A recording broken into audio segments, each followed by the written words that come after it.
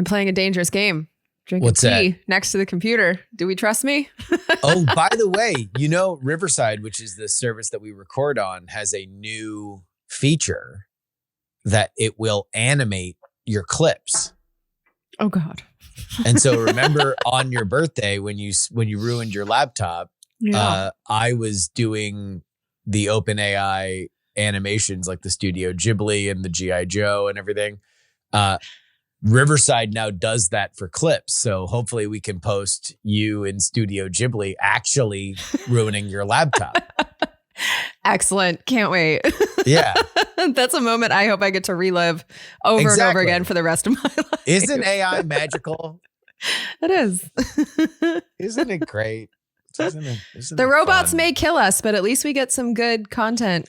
We'll be happy. There'll be a smile on our face as they slowly snuff out the human race. Did you see that to rhyme. Did you see the video of the robot going wild in China? No. Yeah, they had it on a leash, thank God. But this like humanoid robot just starts going crazy and like trying to punch everybody. I don't know if that's real. Well, it looked pretty goddamn real to me. It's just a matter of time. It's just a matter of time. If robots go crazy and start trying to punch everybody. Yeah. If you had to deal with a bunch of humans all the time, wouldn't you want to punch them? Especially if you were a smarter being. I do, and I don't. Jen, I'm pretty sure I am the closest thing you know to a sentient robot, and I don't want to punch anybody. Well, this robot I saw on Instagram wanted to punch everyone. This is why we have juries, Justin, because people do want to punch other people. Well, I wish that the reason why I couldn't do the show last week was because I was dealing with something as interesting as a punching. The only punching that I wanted to do was myself, so I could get myself excused from the jury. I mean, I talked all about it on Great Night last night, but the long and the short of it is that there is a very rich neighborhood in Austin for which a woman owned a multi-million-dollar house. And then there was a larger, even more expensive house built on the lot next to her that took several years. She was very mad about it. She believed that they were working outside of HOA hours and that they were not being punished for it. And then she claimed damages on her house because of the rock chipping that was happening to build said gigantic house next to her. It was an extremely unsympathetic case to assemble 14 working class people to decide a fight about multimillionaires and their multi-million-dollar mansions, literally. And I don't know why they assembled it. It was an extremely unsympathetic environment, and ultimately the jury agreed that nobody should be awarded. The plaintiff was awarded $100 because somebody started their truck early.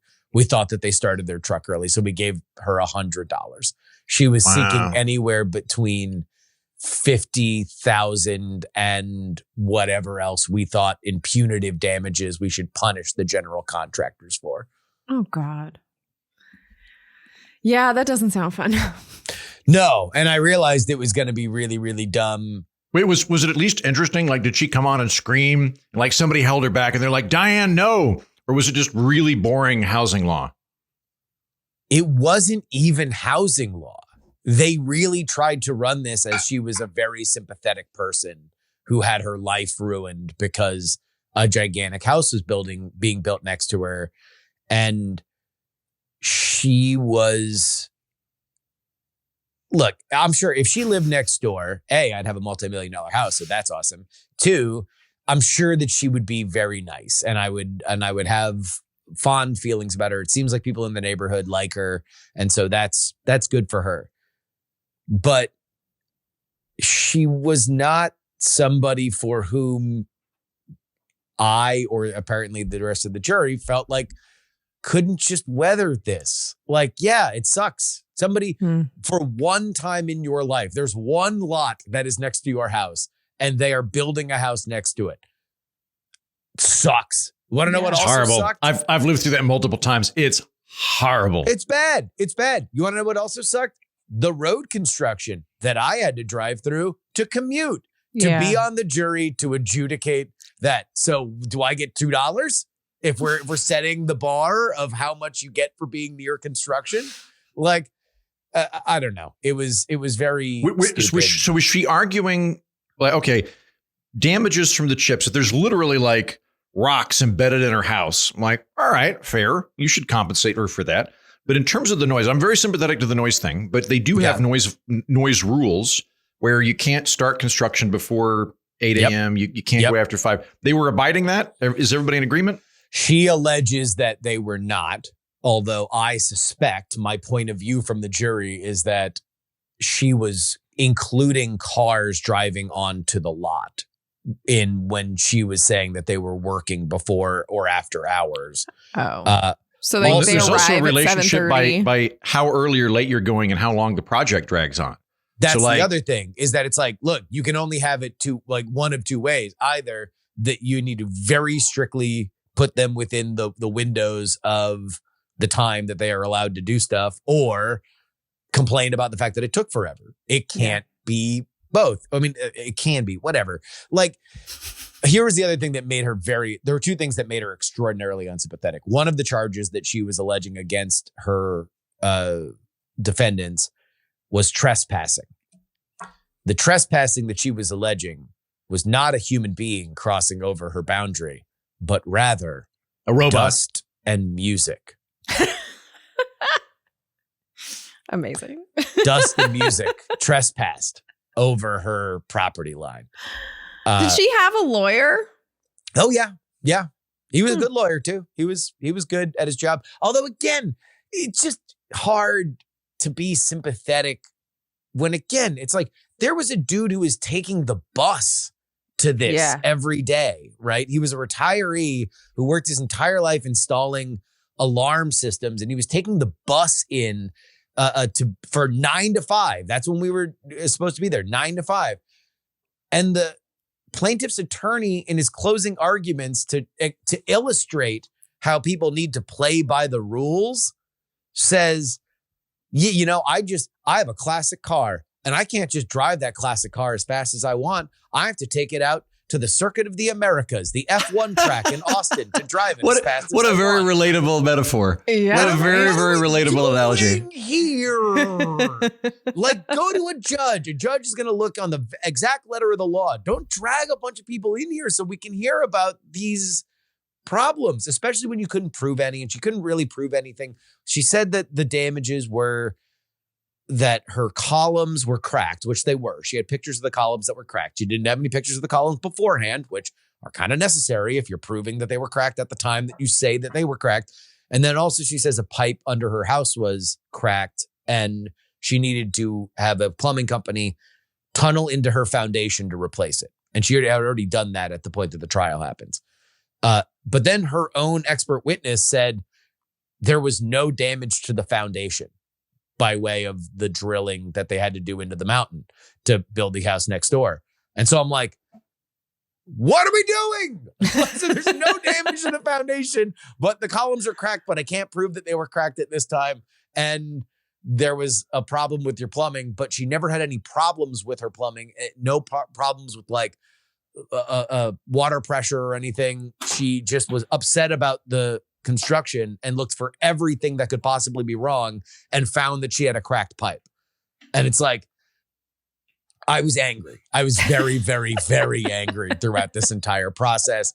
I was frustrated that I couldn't do any of the shows. I was frustrated. Thank you guys for having the patience to do the show with Will, who did a fantastic job.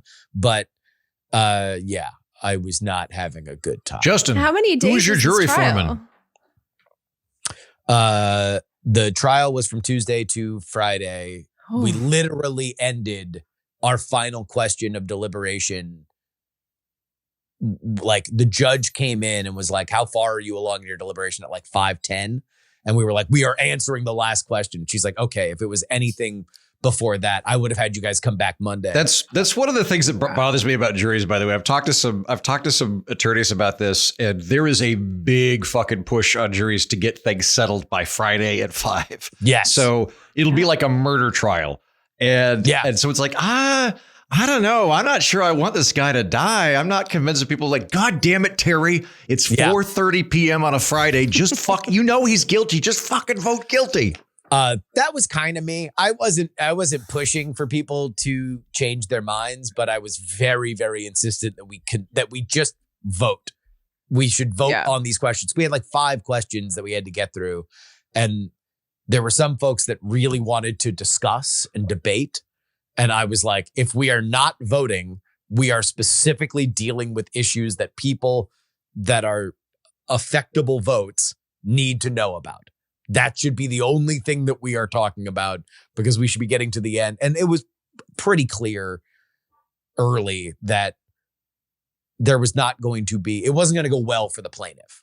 And so it was just a matter of getting everybody to the vote counts that they needed to get to. And there were some people that lovable humans, but boy, were they excited to have power in the jury. And it made me realize that I live comparatively a very ego-satiated lifestyle. My world is talking about my opinions and people listening to them and then responding to them. That gives me a degree of power that other people do not have, right? It's good. I very much appreciated my lifestyle because I did not give a shit whether or not anybody in that courtroom lived or died, where other people were like, do you know that there's case law that we're putting together here? And I'm like, here's the only thing I don't care about, or I care about when it comes to case law, that we do not reinforce that music and dust is trespassing. Because also, guess what? Here's the other thing. She trespassed on their land. She went over to their construction site and got yelled at by a bunch of construction workers, and she was very upset by that. But she was the only person in the entire thing that, by way of anybody's general definition, actually trespassed in this. So is this at least the builder and not the, like, this will be sold to somebody, or are we setting the feud? Huh? It is sold. But I mean, like, is the person who moves in like permanent enemies with this woman, or does she hate the construction people? I don't know. I can't imagine that the people that moved in next door, it was built as a spec house. And one of the things that really drove her over the edge was, as you might imagine, as we were told, it cost $3 million to buy the land. It then, through construction, cost about $12 million. And they're not trying to sell these houses at a loss. So you would imagine that it sold for north of $15 million, right? And when you were dealing with that level of clientele, the buyer who signed a contract on the house while they were still constructing it said, hey, by the way, I have a car collection. So can you just build a freestanding garage where I can fit all my cars, because I'm buying something north of $15 million? And the guys were like, yes, of course we can. And so they did. And that was closer to her property line. And she was very mad about the noise and music that came along with that. So I can't imagine that she's in love with these people, but I don't know her relationship with the actual occupants. She is very mad at the contractor who half owned and then eventually wound up owning the property, the guy who bought the property initially with the general contractor, and the subcontractors who actually did the land clearing and the drilling into the limestone. She was mad. That's who she was suing. There were 3 defendants in the case.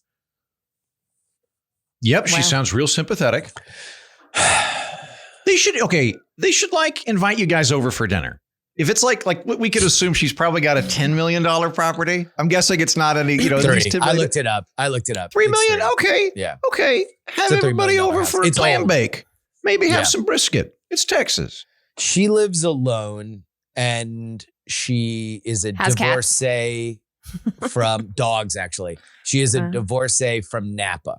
And I found out through more and more sympathetic to a Texan audience. So she's a very wealthy Californian who moved to Austin. Great. Yep. I'm sure she's beloved.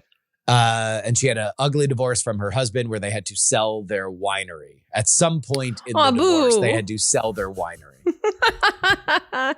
This is the sympathetic person that they were. Look. Oh, also, she said she felt personally attacked and trapped by a group chat.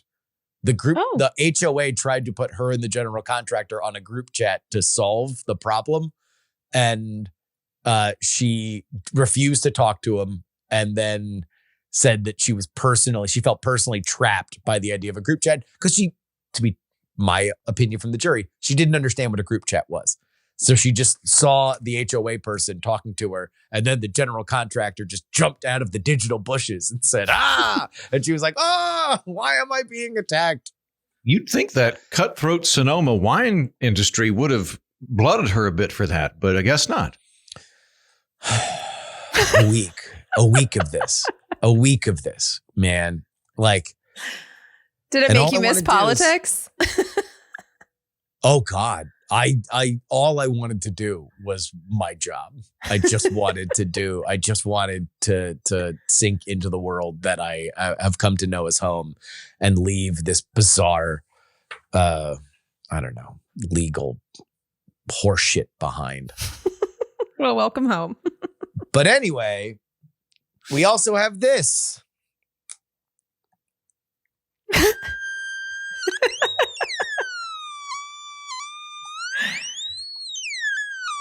Jen, this is your Otamatone.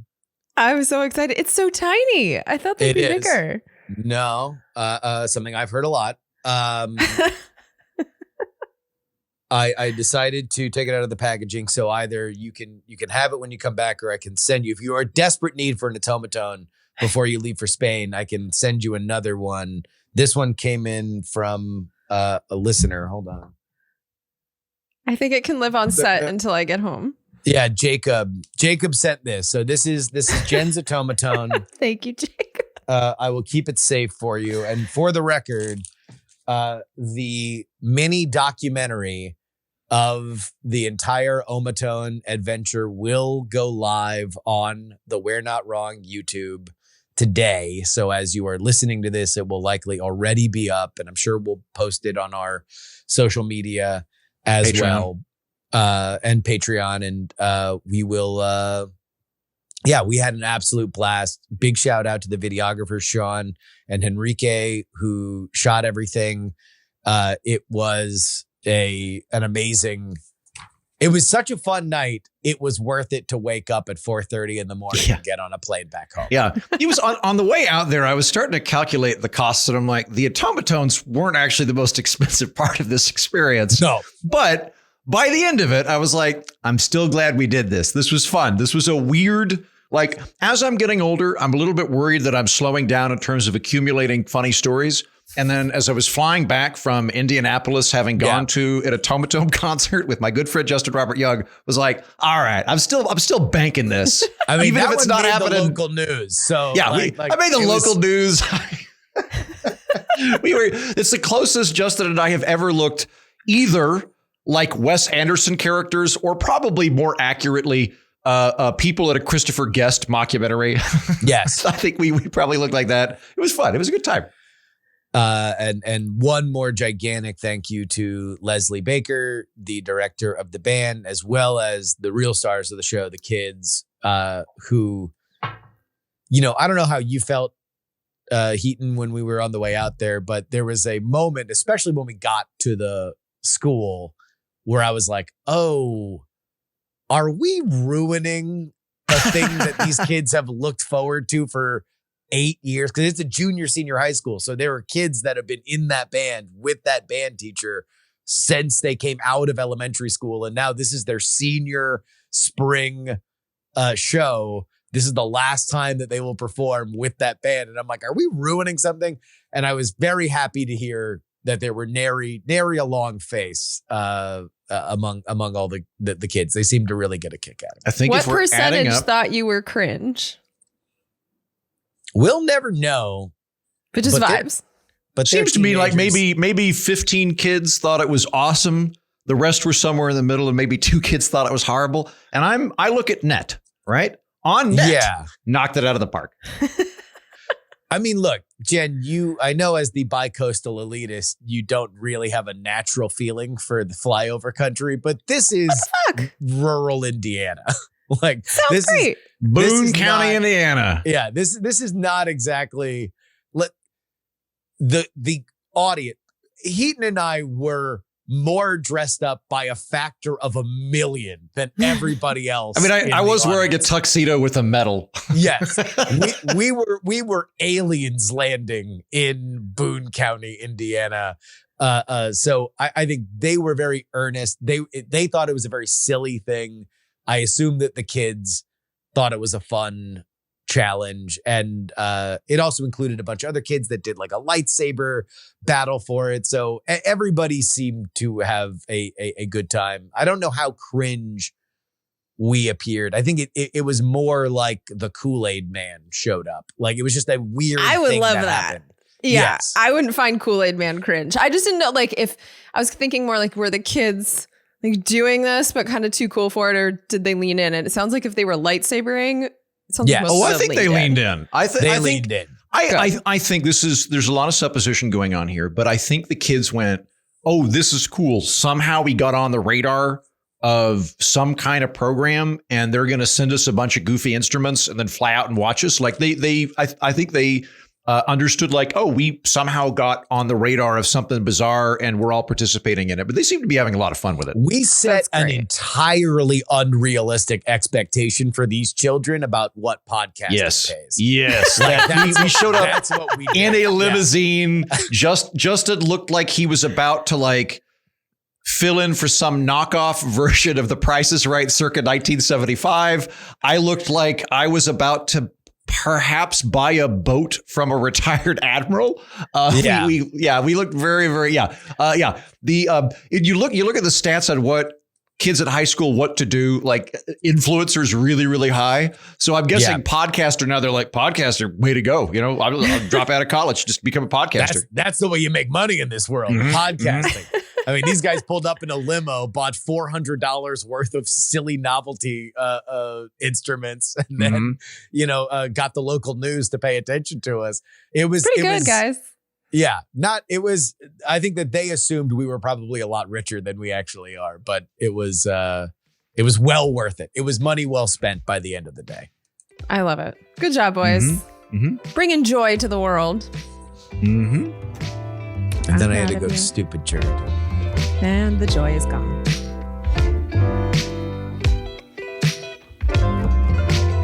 From Austin, Texas, I'm Justin Robert Young, beachside in California. I'm Jen Briney. And from Washington, D.C., I'm Andrew Heaton. and we're not wrong. On this edition of the program, we will be talking about John Fetterman's health and whether or not it is being unfairly weaponized, as well as the trade war truce, along with your emails. A lot of news happening. I mean, I haven't talked to you guys in 2 weeks. Is there anything else in the news that we want to get to before we deal with our top two subjects here? I just want to talk about that robot that went crazy, tried to kill people in China. We've already covered that. Now I have to find the video now and send it to you guys. I found it. It's a dancing robot that's dancing too hard, but it's on a leash, so it can't dance too hard. That's threatening looking dancing. You know what, Jen? If If dancing too hard is a crime, lock me up.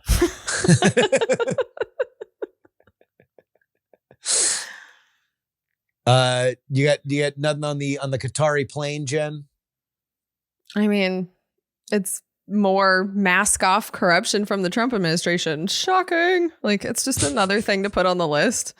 You know, I've heard the plane's kind of a lemon, which is funny. And I see national security issues with taking a plane that could easily be bugged by a foreign nation. But like, this is the Trump administration. It doesn't seem like any kind of corruption is going to take them down. So here we go. Do you know who we bought the current Air Force Ones from? I do not. Lockheed Martin? A failed Russian airliner. Really? Mm-hmm. Huh. Interesting. Yeah. It wasn't a gift, right? Like, we purchased them. Yes, we purchased them at a discount from a failed Russian airliner. But and that was, why did they fail? Did their planes keep crashing? Because that would be of some concern. Well, I mean, look, they've been horses. You know, these are the same ones. They're 40 years old. They were purchased during the HW HW administration. So that was like right out of the Soviet Union. I mean, getting new planes isn't really the issue. It's more they're going to donate it to the presidential library, but in doing that means that Trump gets to keep it for himself to fly around with. Oh no, Jen, weird. you're misinterpreting this. This is no. The presidential library will have a trust. It's a nonprofit. I'm going to stress this. There will be no profit whatsoever. Yes. And President Trump naturally will be on the board of the trust governing this nonprofit presidential library. And of course, board members can borrow the plane. But the idea that they're just going to give it to Donald Trump is ridiculous. The one thing that I don't know it was in the initial ABC report that I have not seen replicated in other reporting on this is whether or not he is going to get it. ABC reported that he would be that the library would be transferred the plane no later than January 1st, 2029, essentially like 2 weeks before we inaugurate President David Hogg. And that is something that if that is true, I am all in on the corruption side if the Boeing planes are not delivered. Because that's the other thing is that we bought planes from Boeing in 2017 that have not been delivered. And they now say they are going to deliver 2 new Air Force Ones in 2028. Ooh, but it's a long time. Yeah. And that's the reason why this is all even happening to begin with. Both the Trump administration and the Biden administration have considered canceling the Boeing contracts because they've taken so long. Boeing says it's because they don't have enough people that have a high enough security clearance to build them. It is an absolute mess from them. And if those planes are not delivered and we spend the money to retrofit this plane, then Trump takes it, and you have to go back to the old ones before the new planes are delivered.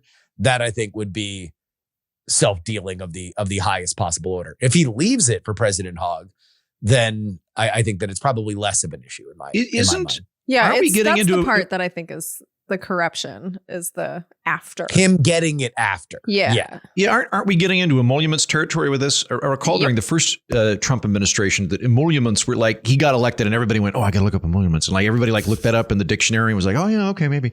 And then it just kind of went away. But there are several very, very questionable behaviors here. I should say this happens with every president a little bit because they're all fucking corrupt when it comes to ambassadors. You're going to have a very difficult time convincing me that any president in my lifetime just happened to give plum ambassadorships to the Caribbean to people that gave lots and lots of money to their campaign. They trust it because they're really, really good.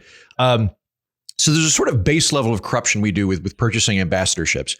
But with Trump, you have like people coming out of the White House like wearing $100,000 Trump watch, $100,000 Trump watch, which is a lot for a watch, by the way. You can get a Casio for like $40. I made my own watch. That cost $200 back during 2020 when I was going batshit insane. I bought my own watch kit. That was $20. You are not doing a good job selling this argument. Well, okay. Look. Yeah, the president of the United States should make his own watch. Look, I made my own watch. Yeah, see, it's broken though. I got to get it fixed. I didn't do a very good job. But okay, you got the watch. You got the Trump. Then when you were mentally unstable. Yeah. Back then. But you've got like the Trump coin too. What is the bright line on this? Maybe I should do an episode on this because it does seem like we're rapidly getting into it. Oh yeah, we've been there. Yeah, I mean, look, we've never had a president with merch outside of a campaign before. Mm-hmm. Donald Trump made his money before he became president, licensing his name for luxury goods and services. That was his business. It was television to keep his name in the news. But the real money was, do you want to develop a golf course? Do you know that your golf course will get more members if it's called Trump, blah, blah, blah, blah, wherever you're going to build the golf course? So now you license the name and now all of a sudden you are something that is more than what you would be otherwise. So yeah, there's a lot of this that is just untested because we've never elected a dude who created merchandise before. What the hell is Are you getting abducted by aliens? Apparently so. All Listeners, Justin just turned bright white. Looks like There he we was dying and like going towards the. I know. It's because I was next talking life. too much about Trump International. I do want to point out, though, that this whole plane thing is such a big story in the country at the same time that they're doing the important parts of the big, beautiful bill in Congress. So I do think a part of this is distraction, because this By is the type by everyone in the media that would rather focus on a plane than on boring ass legislation that's going to affect millions and millions of people. I understand that legislation isn't as sexy as the plane, but like it's something that we should be paying attention to more than the goddamn plane. I would, number one, I agree with you. I do think that this is something that is, very important, and people should pay attention to it. They should pay attention to the, I believe, 18-hour session in the Ways and Means Committee that created one of the best C-SPAN clips of all time. It is this gorgeous tracking shot of everybody who's already been up for 17 hours as they vote on. The Democrats basically like made the Republicans pay by continuing to bring up stuff that had to be voted on for 18 hours. And eventually one of the representatives fell asleep, and there's this C-SPAN clip is just gorgeous. It's just a slow track to the man who is totally out as they call his name. He took a bow after he woke up too. Yeah. Which I loved. Yeah. But they're doing all three committees at the same time because there's important stuff happening in all three committees. So there's Medicaid being slashed in one of them. There's food stamps being slashed in the other, and the Ways and Means does tax. And they're doing it all at the same time so that none of those efforts get a lot of attention. So they are doing active attention management right now in Congress, and you'd assume in the Republican Party. And I'm seeing the media taking the bait where it's like, okay, there's really important stuff going on that's going to affect millions of people, but let's talk about the plane. So I don't know if that is something, I mean, unless your argument is that the media is stupid and they don't know how to cover legislation, and so therefore this is just a shiny object. Yeah, I'm there for that. Because also this Qatari thing is not new.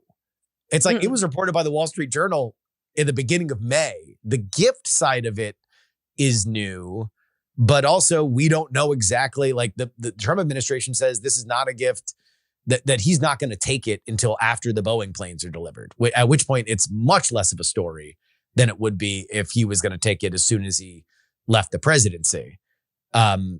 So yeah, I would agree with you. I think that this is a brighter, shinier object because you get to say, oh, look, plane. I've got a solution. Yeah. We've got a solution. Jen. Go. Sounds like you're kind of worked up about food stamps being cut. Here's the deal. If your food stamps get cut, you get to ride in the plane. There you go. Everybody wins. All right. Take a little spin. Yeah. It's going to have to be a real big plane. It is. We'll take turns. Tens of millions of Everybody people. will take turns. Yeah. Okay. It'll take a little while, but everybody will get on there, take a little spin. And how about this, my house. Jen, with the We've solved Medicaid it. thing? What if we put a doctor on the plane? There'll be like a surgeon in the back room. Go in and get your gallbladder removed. There you go. There's an upstairs. We can make that the gallbladder floor. Yeah, have Perfect. a prostate guy, whatever. And then they can eat the gallbladders because they won't have food. I like it. Mm-hmm. Yeah, there you go. Yeah. Let's talk about John Fetterman. Senator John Fetterman is facing escalating scrutiny following a series of staff departures and reports highlighting concerns about his mental health and leadership. In early May of 2025, two aides, Caroline Schaefer and Madeline Marr, left his office, adding to a pattern of significant staff turnover over the past year and a half. A recent New York Magazine article detailed accounts from current and former staffers describing Fetterman's behavior as erratic, including mood swings, paranoia, and noncompliance with medical advice following his 2022 stroke and subsequent treatment for depression. The situation intensified after a reported outburst during a meeting with Pennsylvania Teachers Union representatives where Fetterman allegedly shouted and slammed his hands on the desk, leaving a staffer in tears. Fetterman has dismissed these reports as politically motivated attacks, attributing them to disgruntled former employees. However, ongoing concerns have prompted discussions among Senate Democrats about how to support Fetterman amid questions of his capacity to fulfill his duties. Jen, is this legit or just antagonism from progressives who hate his stance on Israel and lack of fight against Donald John Trump? I'm not going to deny that there's people in the Democratic Party that just don't like John Fetterman. I do find his position on the Palestinians to be horrendous. I think he's one of the worst people, not only in the Democratic Party, but in Congress on that issue. So, I mean, that's real. We also have to remember that it's not just the Israel thing. He was one of the 9 senators that kept the government open when most of the Democratic Party wanted to shut it down. And so he's pissed off the Democrats in a few ways. But this isn't the Democrats that are going after John Fetterman. I mean, there's quotes from his own wife who's concerned about John Fetterman's behavior, saying like, where has my husband gone? She's she's denied some of this, but she is quoted by the staffer who was the main source in the New Yorker piece. And I listened to an interview with the author of that, and he said that staffer wasn't his only source. He said that he made sure he had multiple sources on all of these things. And so, but that's just an example. Like, this is the wife, the people that have worked for him, his legislative director. The author said that he interviewed dozens of people that are concerned about his behavior. In 2023, when Fetterman had to be hospitalized for 6 weeks, I didn't realize that the catalyst for that was so public. Like, he was wandering around in the street, almost got hit by a car. He was paranoid, thought people were following him. We've seen his angry outbursts. In fact, one of them made it into my show. In my episode I called it Democratic Deception. That was about the Democrats trying to shut the government down. And Fetterman was so angry at the Democrats that he said the F word, and it was a really great quote. So I used it in my episode, but he's known for this angriness, and apparently by everyone's accounts, it has gotten worse. Now, I do have concerns about it being connected to the stroke. Someone I care about had a stroke last year. And so I did go down the rabbit hole of like, what would recovery look like? And I did see that there are plenty of studies that say stress can really hurt your recovery. So the person I care about hasn't been working, is making improvements. Like, we're really happy about that. But then you look at John Fetterman, who had the stroke during a campaign and then got the job and has been working in one of the most intense, I mean, not only intense jobs, but this is a really crazy time in American history to be in that job in the opposition party. And in fact, just a couple weeks ago, he was apparently in a meeting with the teachers union people and broke down being like, why does everyone hate me? And they had to end the meeting and staffers were crying, just like crazy shit. So I feel bad for him. I have dealt with anxiety and depression before. I know it's like a battle and it comes and goes, but because this is a medical thing after a stroke and he's in such a powerful position, and it's not just people that are bitter with him over political arguments that are raising the alarm. Like, I do think this is a very important story. And I'm at the point now, after seeing his behavior over the last couple of years and reading about this, like, I think we need to start talking about, can he finish his term? Like, that's where I'm at on it. And I understand the political implications of what I just said. I'm someone who is very concerned about the Trump administration. I don't love the idea of a Democratic senator from a purple state leaving and then having to replace him in these times. But I am more concerned about someone who is paranoid. That's the part that gets me. If you are paranoid about things and making decisions right now that affect 330 million people, in fact, the world, that is more concerning to me than a special election where a Republican might get elected. So I think it's extremely serious. And yeah. Heaton? I think everybody can be right in this equation. I think he can have some mental problems, and I think the Democrats could have turned on him. My read is that both of those are true. The stuff that Jen points out that's worth highlighting is he did wander into traffic or something like that. It was later attributed to dehydration. And then he went to Walter Reed for 6 weeks for treatment for depression. So he's had some serious issues. We should add to that the letter that was leaked or released or whatever from his former chief of staff, Adam Jentelson. Jentelson mentioned in his letter that he was worried that Fetterman was driving erratically while looking at his phone, like watching full videos on his phone. That could be damning disgruntled staffer trying to embarrass his boss. I would say the fact that there's no way to get that letter without Jentelson making it public would be some evidence to that. But to Jentelson's credit, Fetterman subsequently flew out to California to go on Bill Maher, flew back, got in at 8 a.m. in the morning. His staff asked if they could pick him up from the airport. He said, no, and then promptly ran into the back of a car and hospitalized his wife and the woman that he rear-ended. So he actually has been in a car accident based on the things that his staff has brought up. Where I see a little bit of a flip is when he was running for office back in 2020, I guess. When was this? When he came out? 2022. Thank you. When he was running in 2022, and particularly after the stroke and during the convalescence at Walter Reed, there was a lot more latitude for this behavior, I think, from Democrats. What I remember reading were think pieces like, it's so great that somebody that suffers from depression is limiting the stigma there. Finally, we can talk about it. And like this is great. We're having people come into the Senate that have hearing problems. We're being less ableist. So like what's changed, I think, a lot of is the interpretation of that, where now it's like, oh, I don't know, he's kind of out there. I'm like, I think he was always kind of out there. Like I having somebody in the hospital for 6 weeks for depression like that, I would raise the eyebrow. The other bit too, like, and I realize this is weirdness that I'm just like, every time I see the guy, I'm like, what? Like, because he, wears basketball shorts in the Senate and has looks like Lenny of Mice and Men. Like I've always been kind of skeptical of this man. But I think both of those things are true. I think that he's probably pissed off his staff. I wish that either there were better numbers or I had the time to go through it. I guess if I were to go to the Senate's database of salaries, I could do the math on this and figure out if his turnover is greater or less than other people. That to me would be a relevant factor here. There's always going to be some amount of turnover. Turnover at the top like that, I think, is a lot rarer. If you get to be chief of staffs tend to stick around a while. Same with legislative directors and comm directors. Like when you're at the top of the heap, that tends to be a place especially you like in that seat. That's a really important seat, as Jen pointed out, because it's a purple state, so you're going to be at the center of a lot of stuff. Yeah. That being said, Adam Jentelson, who is the chief of staff, who again leaked this letter or publicized this letter. Leak is probably doing it too strongly. He publicized this letter.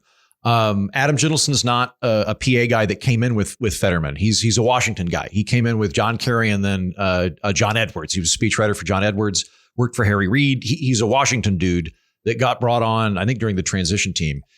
There were a lot of people that were angry with positions he was taking. There was a letter from 16 anonymous staffers to him about his position on Israel. So there does seem to be some trouble in the ranks.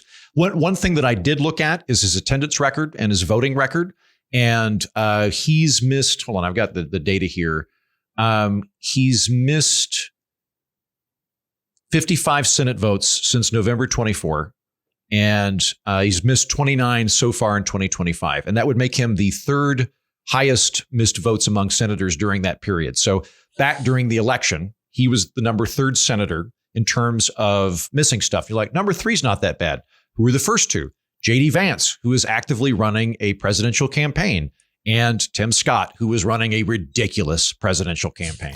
And then was on the road a lot, as he was a major surrogate for the Trump administration. Look at this, to quantify that, I was just looking at the Senate votes. There have been, I don't know, maybe, actually, I don't want to give you the numbers. I'm confusing the House with the Senate, but there's been no more than like 220 votes or so.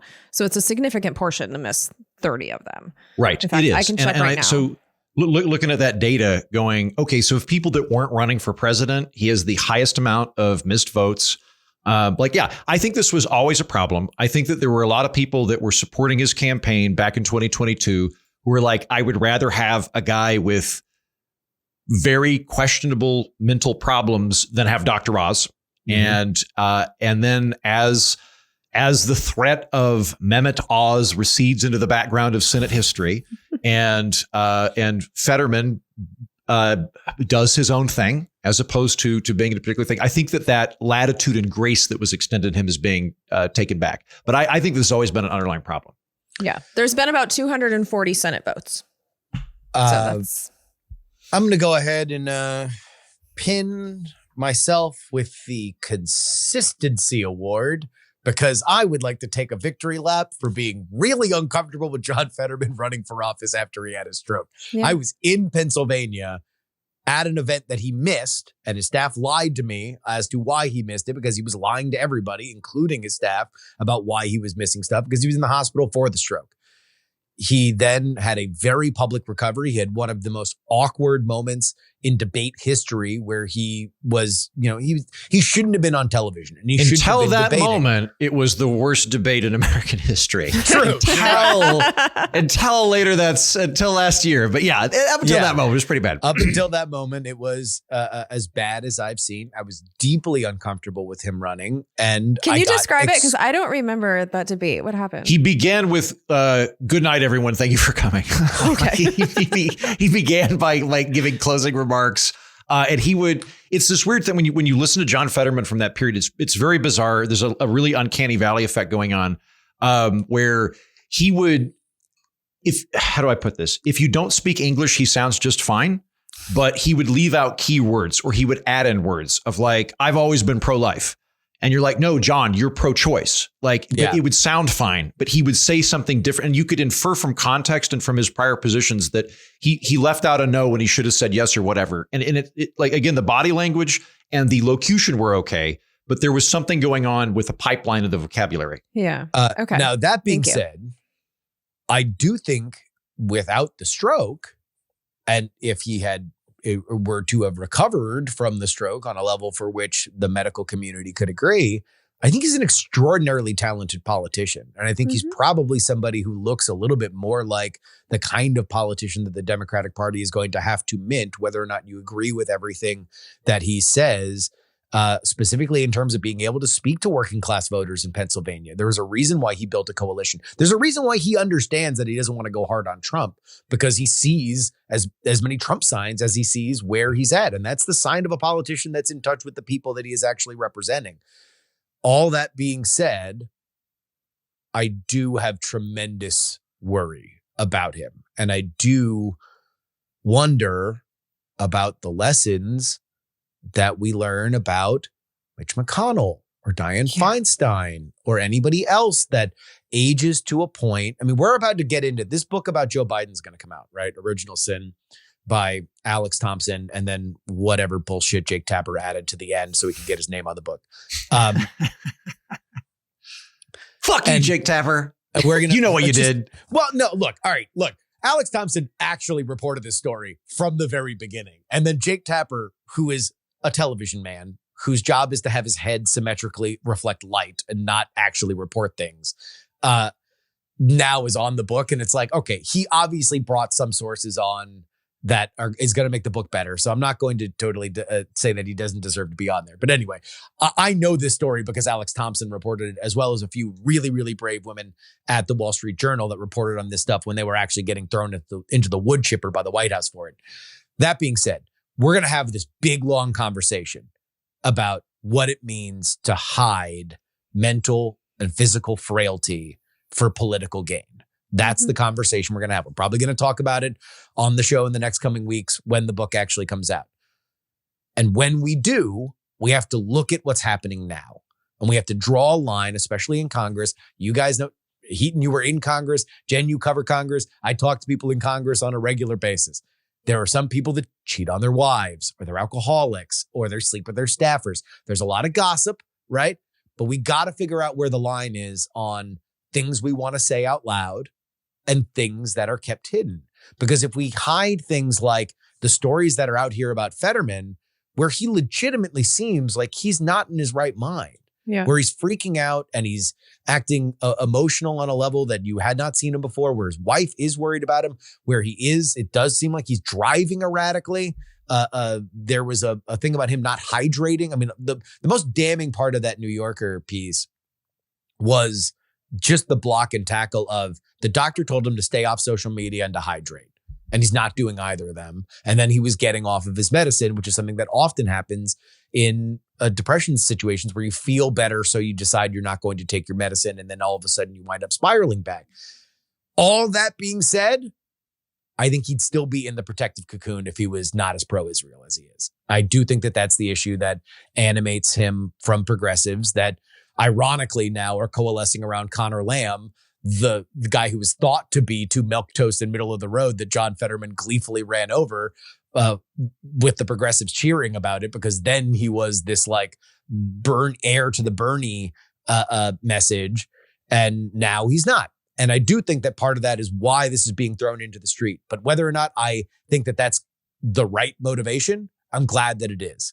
And I do believe that we should have very frank and honest conversations about the health of some of our representatives, because otherwise, what lesson have we even learned about Joe Biden? What have we learned about Mitch McConnell? What have we learned about Dianne Feinstein? If we're not going to learn from this stuff, then we're literally just going to have another a gerontocracy that's going to give us the same problems that we've had consistently.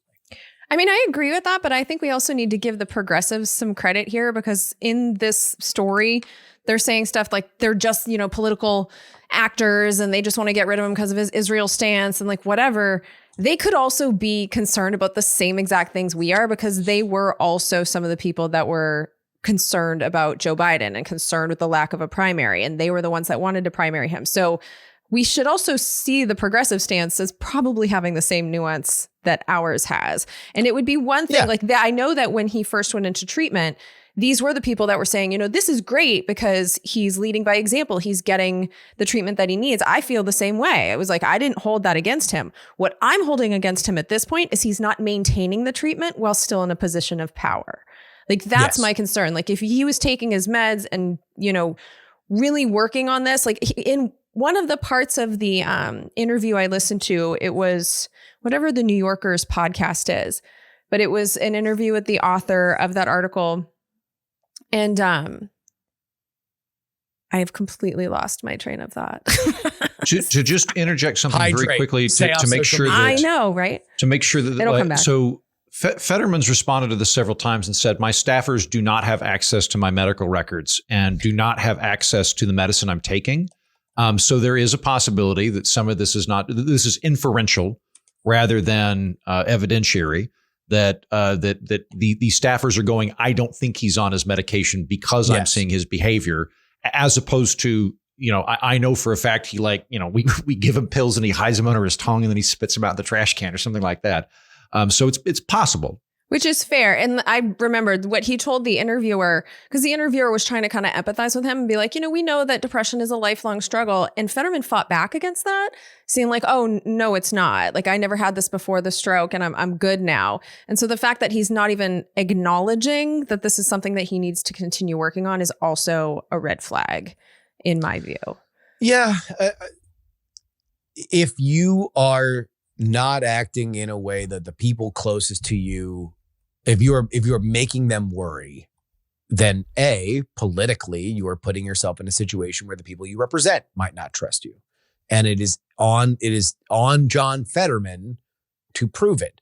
Does it feel good for him, whether in whatever health he is, that he has people that are closest to him, that talk to his wife, that he's supposed to be able to confide in so they can help him be a senator, to go out to the press and tell inside stories?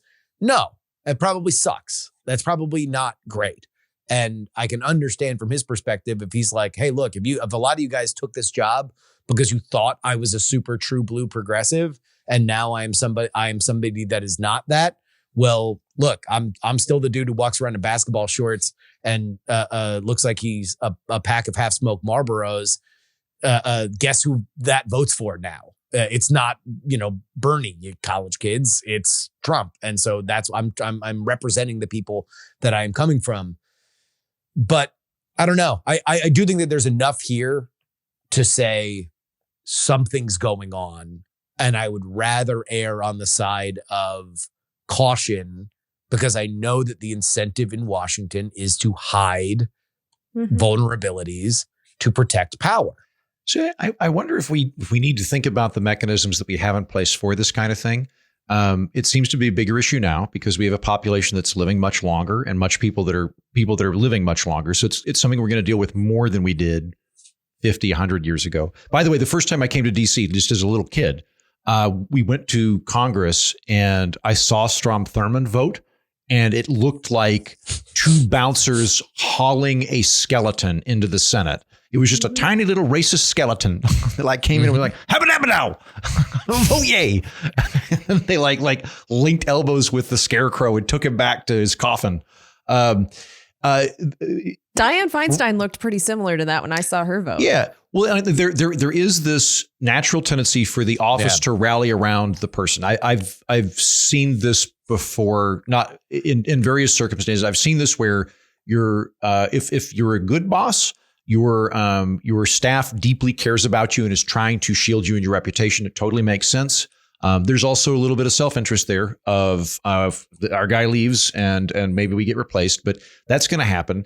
The mechanisms in place, like theoretically, the Senate can't expel people. Yeah, Jen? Mm-hmm. Like the Senate can't say we refuse to seat this person because we think that they're corrupt or they've done something. They could do this on mental grounds. I wonder if we don't need to have luck. I know. Well, see, that's the only news right now. I was going to make some poorly constructed joke of like, this is why we need to have the best person in our country, the president, be able to remove people from the Senate for being crazy. That's not going to work, right? So I think a big problem that we have right now is there's a political calculation. I think this is the main thing in the pipeline. It's why a lot of people stick around longer is they're afraid that if we kick him out, we're gonna the Republican governor or the Democratic governor is going to replace him with somebody we don't like, right?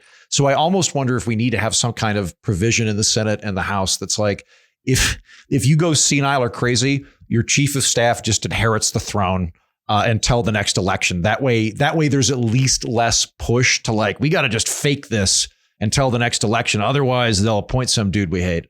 Yeah, but no one elected the chief of staff. Like, I'm all for special elections as fast as possible because I think the people should be electing their representatives. I think the bigger issue is it opens the door for like, I don't know, Mitch McConnell needs to go because he keeps freezing up. So it's like, once you do a Democrat, now it's open season on the Republicans. I think that's why there's this bipartisan consensus that we just let people serve out their terms no matter how old or decrepit they are. I don't think it's good for us, but I think that that's a reality that I don't know what we do about that because they're not self-policing.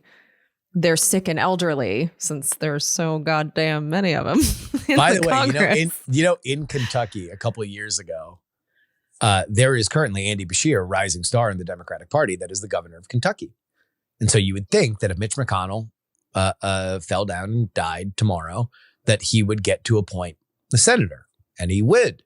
But the Kentucky legislature a couple years ago that is controlled by the Republicans created a little law that the party that has the majority in the state legislature gets to submit a list of 3 people that the governor gets to pick from. Wow. The governor does not get to pick from whoever he wants. So it would not be a Democrat. It would be a Republican if McConnell died tomorrow. I think McConnell is staying on now just because he wants to be a check on Trump. He wants to give Trump one less vote in the Senate. But I will say this about Fetterman when it comes to Trump, because another part of all these articles was talking about how the Democrats are mad at Fetterman because he's too pro-Trump. That is horseshit. Because he's not at all. The reason that he voted against against shutting down the government is he said, if we do that, we give that guy too much power. Like, what are you thinking? So he was trying to keep Trump from having the ability to do all the doji things that he was doing illegally.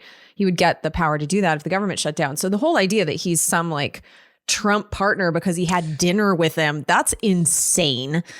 So even the reporting on this, like as I'm reading it, just like, what do I believe? Because also the way that they're framing all of this doesn't make a ton of sense to me either. So there's also a lot of like, who do you trust going on? For me, the reason I'm willing to entertain this reporting is because there's been so much of it. And because this started years ago. I think if we didn't have all the issues that you talked about in the campaign and then the hospital, if this was brand new, I'd be far more skeptical. But this is a piece in a long line. It is not odd to think that a man who is obviously proud, he is obviously somebody that is a hard scrabble dude from Pennsylvania that believes he can pull himself up and doesn't need anybody's help. That very much is or part pants. Or pants. Like, he is an iconoclast. that he believes he doesn't need his meds. That's not shocking to me. That seems like a lot of people that I know. It seems like somebody, it actually makes him more relatable in a weird way, that he isn't just somebody that is going to fall into the mold of like, well, I need to take this seriously and then secretly not do it. He's doing it on Maine. And whether or not, I don't know, whether or not it's actually happening, I'm not sure. I do think that he would be protected more if the people that believed in him initially, that now feel betrayed by him, did not feel betrayed by him. I think he would have more people around him that would protect him. Yeah. I think there was a lot of latitude for him early on, and that latitude is now stopped. Like there were people that were like, yes, he's struggling with mental health issues, but who isn't? And now a lot of those same people are going like their patience has run out. Yeah.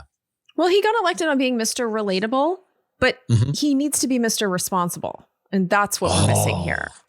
That's a bumper. Jen, did you just launch your Senate bid? Because that's a really good campaign slogan. Thank you.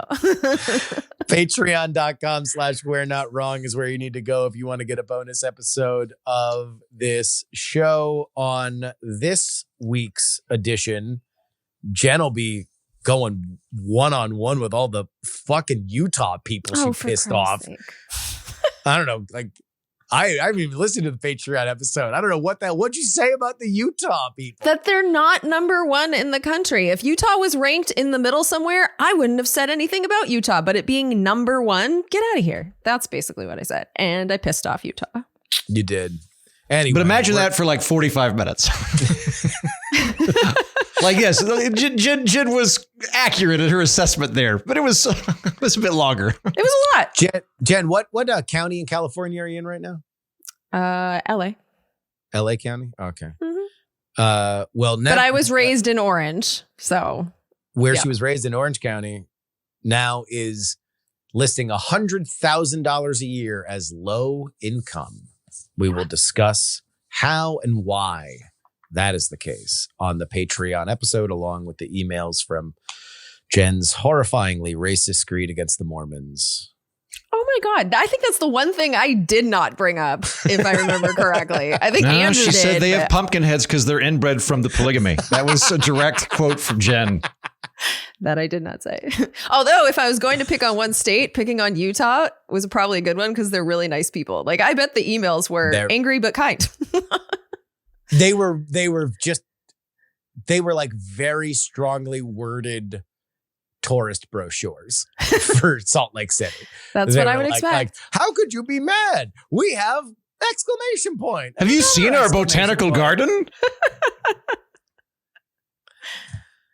U.S. Treasury Secretary Scott Bessent announced a 90-day pause in the escalating trade war with China following negotiations in Geneva, Switzerland. The agreement entails the U.S. reducing tariffs on Chinese imports from 145% to 30%, while China lowered its tariffs on U.S. goods from 125% to 10%.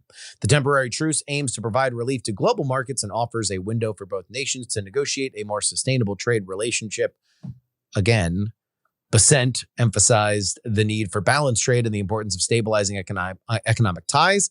While the pause has been welcomed by investors, experts caution that underlying issues remain unsolved, and the long-term outcome of these negotiations is uncertain. Mr. Andrew Heaton, what have we learned here? Not a goddamn thing.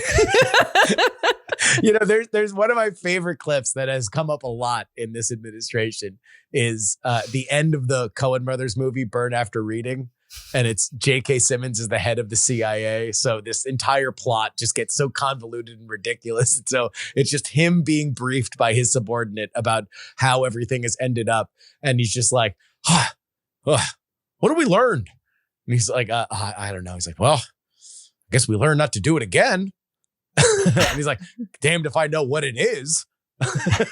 And so that's kind of how I feel with this. What have we learned? This fucking guy. I think a couple of days ago, this is how I found out about the tariffs being paused yet again. Is I went on Robinhood and I was like, how did I make $3,000 today? I didn't do anything. What? And there was like stock market news, Google, click. And it's like, hey, they've decided to pause the tariffs. Again, we haven't reached a deal. We're going to pause it because we love keeping everybody in suspense. The last thing we want to fucking do is allow anybody to make long-term plans with the factory on either sides of the ocean. I think that Trump is a character for whom psychological and personality analysis is probably the best tool at our disposal in a way that you don't have to employ for most other people. Like if I were president, you're like, well, you know, Heaton's like he's got this very clear free trade agenda that he's wanting to do. And like, he exempted steel. But you got to understand, Heaton got elected and it was because Pennsylvania was in the mix. And he cut a deal with Senator John Fetterman that he was going to make sure that we had a little bit of tariffs on steel. He doesn't want to do it. But that is not what's going on with Trump. I think what's going on with Trump is he just fucking loves throwing people into chaos, and he loves being able to say, I fucked you over and I got a good deal for us. I think there's a strong emotional drive to be able to announce, I got us a good deal. Case in point, he fucking tore up NAFTA and renegotiated NAFTA with Mexico and Canada, waited 4 years and then went, no, that wasn't a good deal. I'm going to get a good deal. It's just this goddamn desire to get a good deal and announce it. And I think he also just enjoys chaos. He enjoys chaos. And maybe, possibly, God told him, your whole purpose is just to suck up as much attention as possible while you're on the planet. That's why I made you just, all of this is just to get people to talk about him every fucking minute of every day for the last 8 years. So I don't think anything's been accomplished through any of this. Everybody that's breathing easier now because our stock portfolios have more or less gone back to where we were. It's like we wasted an entire day at the casino. Up now.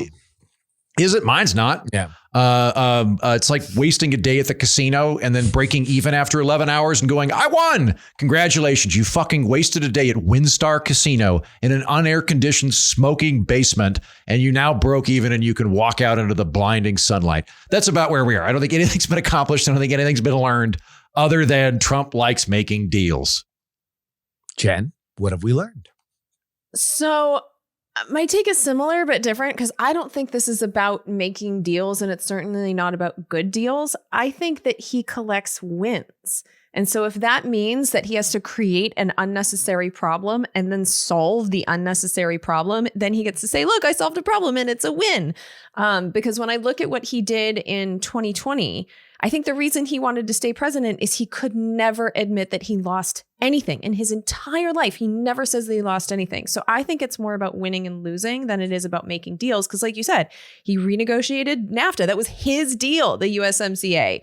But Canada and Mexico are easy targets. So it's like slap some tariffs on them, get some kind of deal with them, call it a win. So I think he's just trying to rack up wins because when you look at what was actually accomplished with China right now, it was just eliminating the tariffs that Trump had caused. There isn't actually a trade agreement here. It's just the tariffs have been reduced, which wouldn't have been there if he didn't put them there in the first place. So nothing was accomplished, but he's calling it a win. So I think that's all this is. So I have a slightly different take. I think we learned a lot about China. And I don't know if this is the greatest way that we could do it, but I think we did. Because when Liberation Day happened, pretty much every other country laid low. They said like, well, we'll think about reacting to the reciprocal tariffs, but they didn't. They didn't make any moves. And then 2 weeks later, took the bond market, taking a little bit of a fart. But Trump pauses the tariffs, and now we're in the negotiation phase where they're going to wind up buying more ethanol, basically. China did react, and China raised their tariffs, and they said, okay, well, we're going to go tit for tat. And so Trump went over that, and that's where we got to like the 130 from the China side and 145 from the American side. And China, for all of their bluster, was very big on stupid, weak, feeble Americans. You think in such microscopic time windows. You're worried about midterms. We're worried about the next 1,000 years. This is the full force of 1,000-year Chinese planning that you're going to see. We'll be able to wait you out. And within 2 weeks, this is now reported, the trade representative for China was literally in the basement of the Capitol negotiating with Scott Bessent to get these ships that are piling up in the Chinese ports out to America. That tells me that China is very dependent on American commerce, and that those factories moving is something that Trump stuck a stick in that, and they reacted very quickly, even as they were blustering about how this is going to be something that they've planned for 1,000 years and nothing can touch their reign.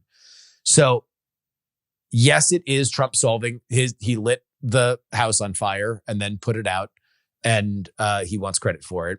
Yes, nothing was particularly solved, although you have heard the thing that China came back with before we made this pause was that they were willing to talk about fentanyl. So there's the fentanyl tariffs that are on there right now. What the White House wants, because China has draconian drug laws. Like if you are caught selling drugs, you are disappeared immediately. Social credit score into the negative and you were just taken away. What we want is for them to enforce those laws on precursor chemicals for fentanyl that are being shipped to Mexico. Because we believe if that goes away, then the fentanyl trade essentially does not in any way look like it does right now because the cartels can't make it at scale. If we see that come from this, that the panic from China means that they are going to do that, that is something that I think is interesting. Now, the other thing that I think we learned from the American side is that when all this stuff happened, I thought there are two things that Donald Trump has said for his entire life. Number one, tariffs are great. Tariffs are amazing. We should have more tariffs, tariffs, tariffs, tariffs. The second thing, deals. Boy, do I love deals. Oh, I was going to say Deals no are the fat greatest chicks, but thing yeah, ever. tariffs. That's, Yeah, yeah. Also, although, did you see the clip of him when he was talking about the drug? We're not even going to talk about the prescription drug thing. Did you see him talking about the prescription drug thing? About Ozempic. He's like, one of my friends is fat. He takes the fat person drug. The fat take shot. the fat and shot. I told him it's not working. What a friend. My fat fuck friend. Oh, he's rich, very powerful, very rich, highly neurotic, very obese. The fat shot. The fat shot. Anyway, he also loves deals, right? And so the big question that I had from the very beginning of all this is like, you have people like Peter Navarro that were saying, Fortress America. We're gonna deal within our own economy. We're going to onshore every manufacturing job, and that's going to be what we are going to do. And then there was the other side that was like, tariffs are instant leverage because you're unplugging the world's economy because they do need us as consumers, and we can renegotiate pretty much whatever we want if we unplug the world's economy. And what we saw from the American side is that we are not in Fortress America mode. We are in deal mode, despite the fact that Trump does have a long record of talking about both. And so I am happier of those two options since we only get those two options. We don't get the Heaton option of sober, slow, reading incremental decisions, right? Or reading shit.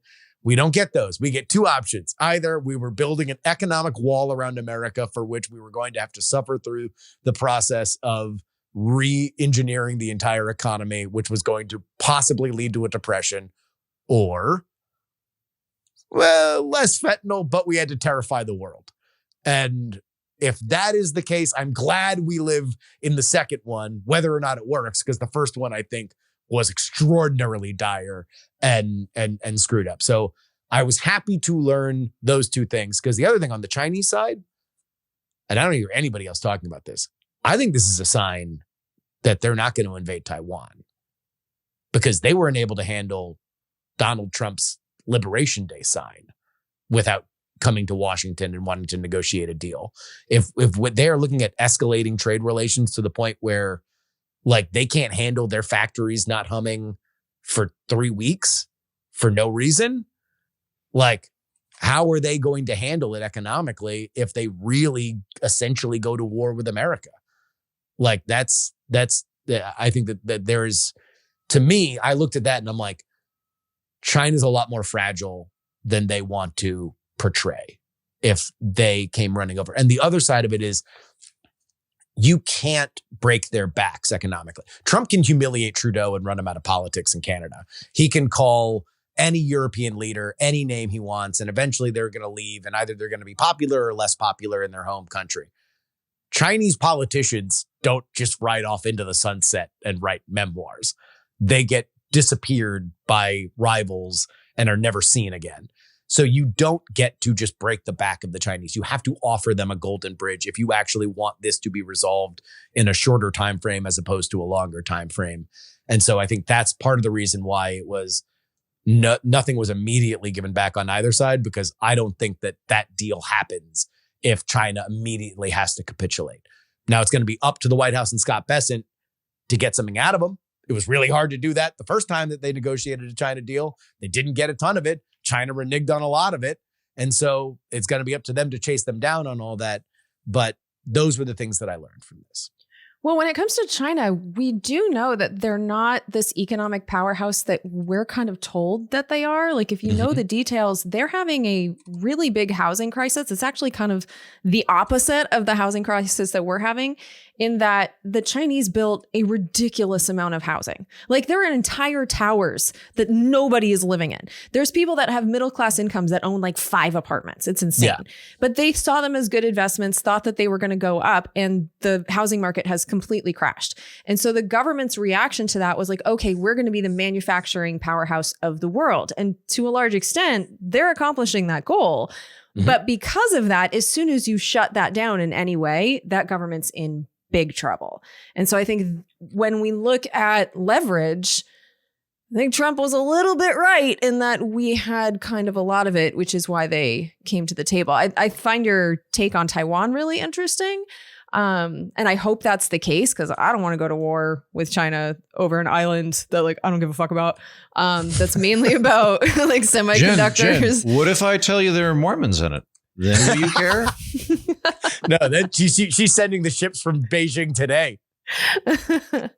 But yeah, like, I don't think any of us want a war. No. We also don't know if Trump would even defend Taiwan, because that was something that establishment politicians were saying they would do. Yes. I don't even know if Trump is down with that. So, I mean, that's a whole other issue. Really interesting you brought that up. But I think the bigger revelation here, you're absolutely right, is about China and their relative weakness, despite, like, when I watch Congress, they're constantly talking about China as this enormous threat, and we're so afraid of them, and they're not as powerful as our politicians want them to seem.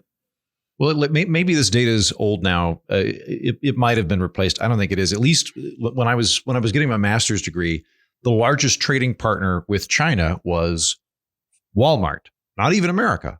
Walmart.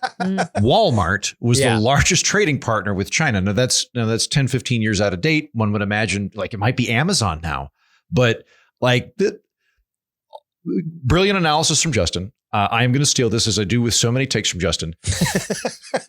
I already fucking knew China needed America. Like, anybody that's been looking at this was like, why? We're not going to go to war. It'd be ridiculous. Why would anybody want to do that? Like, we've got an interconnected economy. This has been to the benefit of both countries. And it was always going to be really, really destructive if we just stopped, if Walmart ceased to do trading operations with China. That was always going to be bad. Justin, if you could join the Trump administration and talk to these folks, I would really appreciate it. I had drinks. I think I mentioned this on the program, but I had drinks at dinner with a friend of mine who's now working for the Trump administration. He works in the Eisenhower building. So he's not super high ranking, but he's in it. He's in the bowels of the Death Star over there.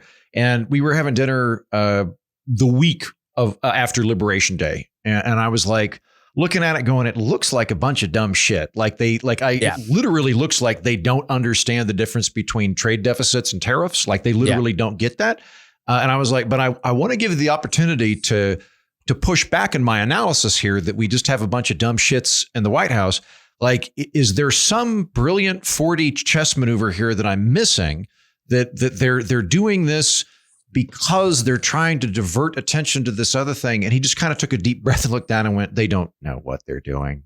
And I was like, okay. All right. Hanlon's razor. Well, this is where the China thing, we're talking about the lessons we have learned, But look at the lessons that China is learning. Like they're seeing the leverage that we have. China is the C in BRICS. So they were already in the process of trying to kind of move the world away from the dollar as best they can. And now I think they're going to see some benefit in decoupling their economy from us because they had to come to the table here. I mean, that's the exact opposite. I mean, like if you look at what that announcement was in Geneva, the number one thing that they were saying is that either side is looking for decoupling. That was the big message that they wanted out there and that America wanted out there, was that we are not decoupling. We are the same. And I would wonder if you're Brazil, India, or anybody else that's involved in that BRICS alliance is like, that's your cornerstone? Your cornerstone where Walmart is like, I don't know, we might need to cut our production, and they come scrambling to DC in a week and a half after you're talking about a 1,000-year plan? Like, I don't know. I don't know if I would look. I mean, especially when India's looking to sign a trade deal. There, what I've heard was that there were 3 trade deals that were about to be announced about a week and a half ago. UK, which was already kind of pre-negotiated with the first Trump administration. Well, hold on. The UK one's been brilliant because previously we had 10% tariffs with the UK, and now it's 6+4 tariffs with the UK. So we went from 10% tariffs to just tariffs of 10%. It's really been an amazing game change there. God damn it, I hate these people. Yeah, again, the UK one is what I think we're going to see a lot of these, which is that it's not about the tariff reduction. It is about what they are allowing into their market. So they're allowing ethanol into their market now on a level that they were not before. So that's going to make all the corn growers happy. And what they are now able to sell into that. Heaton, we're not buying it. They're buying it. You don't need to roll your eyes. The fucking goddamn corn growers have had subsidies for 50 years now. Fucking now Iowa. They don't need subsidies. They're good. They get rid of the subsidies. Okay. Let the British pay for it. Get enough. All right. Jesus with the subsidies. All right. The 2 other nations that I heard trade deals were like ready to go, like ready for signatures, was Australia, which similar to the United Kingdom is not that big of a deal. We had pretty much pre-negotiated it, and I think we had a trade surplus with them anyway. But the big one is India. And that India was something that was ready to be signed before all the Pakistan stuff happened. And now that seems to have come to a simmer, as much as those 2 countries can ever come to a simmer, we might see that being signed. And if that's the one that you actually really want to watch, because there's a lot of the same issues with China that we have with India in terms of cheap manufacturing, IP respect, and stuff like that. And what I think we're probably going to see is the give back is, again, a lot of unlocks to American industries to sell into that market that they had not allowed before. That's what I have heard. So it'll be interesting to see what those are. But I think ultimately when we look back on Liberation Day, this Liberation Day experiment that we had, all those numbers were essentially just call us. They didn't matter, right? What Trump really wanted to do was establish a baseline 10% of tariffs that's going to bring in a certain amount of money into the United States Treasury, and soft incentivizes people. If 10% is the difference between you making money and not making money in an import market, then you should think about reshoring. Otherwise, he wants to take that 10% price away for businesses by way of tax cuts and deregulation. That's his argument to business. And for the world's perspective, you need to buy more stuff. You need to reduce barriers, tariff or non-tariff, on American goods. You need to allow American goods to be sold into your country. And that is the price to access the American market. And when you say it like that, it sounds half reasonable. What we went through over the last month is absolute insanity, gobsmacking insanity. But did you guys buying the dip? Yeah. No, I already had a bunch of money in NVIDIA that I thought was the dip. I bought the DeepSeek dip, and then it dipped even further when everything went insane. And so I wish I had more money to put more money into stuff, because everything's back up to where it needed to be. I just bought stuff and don't sell ever. So I just sat and watched. But when it comes to the world, I don't disagree with any of your analysis, except that I won't really buy that China isn't quietly making plans to reduce its reliance on the US until BRICS is disbanded, until the Belt and Road shuts down. Like this is a long-term thing with them. And even though these tariffs are starting to work themselves out, as you just said, what we just put the world through, and just voting for Trump a second time, what we're putting the world through, this kind of chaos, the world, from what I've seen in international press, is saying relationships with the United States, this version of the United States, are no longer stable. They're kind of dangerous to work with. We all need to be more independent from them. I don't think China here is now going to be like, oh, we're cool with America now. I think what they're probably doing is they're going to make these deals or whatever to get through the Trump administration. But longer term, what fucking moron are we going to vote for next? Like the fact that David Hall, JD Vance. Well, and so but like the Trump administration was so chaotic the first time. They botched COVID so publicly and obviously to the tune of like people dying because of it. And then he tried to stay president. It was so insane. And then we voted for him again. So I also think one of the lessons that they're taking here, big picture, is they can't really trust the American people anymore to pick good leaders. So even though like, yeah, this Trump thing is hopefully over in 3 years, who are we going to vote for next? Is the chaos over? They don't actually know. And so even though they're saying, because they have to say it, that there's no interest in decoupling from the United States economically, they're probably going to make some deals with us because right now they really can't. But if they're taking these steps, these long-term steps that they've been taking, working with new partners, adding countries to BRICS, longer term, I still see that as the trajectory of us no longer being the world's only superpower. I still think China wants to step into that role, and our behavior right now makes that more likely 20, 30 years from now. I don't think it matters who the president is. I think that the United States, as long as we are a nation of consumers on the level that the world has never seen, and we spend the amount of money that we spend, as long as the American economy is humming, everybody has to deal with us. That's only if the dollar remains the reserve currency. Or they are poorer for it. And yes, you're right. Look, all of this can change and we could fall out of favor. I just don't think that political reasoning is going to be I think it would be America's economy totally falling apart and collapsing in on itself that would make the world turn their back. I don't think there's really much that any one president is going to change the economic force of gravity that we are. I think we should do two things. I think China would love to have more leverage and more power and more economic autonomy.